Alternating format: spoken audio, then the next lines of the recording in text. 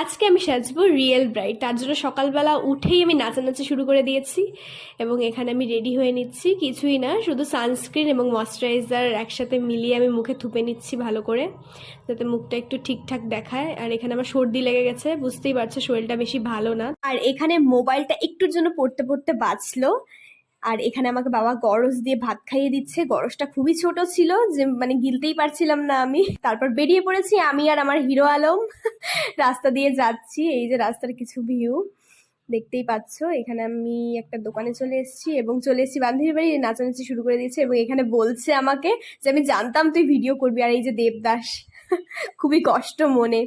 গিয়ে খেয়ে নিলাম আমরা খিচুড়ি প্রসাদ এবং এখানে হচ্ছে কমসে কম 15 থেকে 20 বার ট্রাই করার পর আমার চোখে বসেছে এই লেন্সটা। মানে কি দুশ্মনী ছিল আমার সাথে আমি জানি না, বসতেই চাচ্ছিল না। ফাইনালি বসে যাওয়ার পর খুবই সুন্দর লাগছে। কিভাবে সাজালো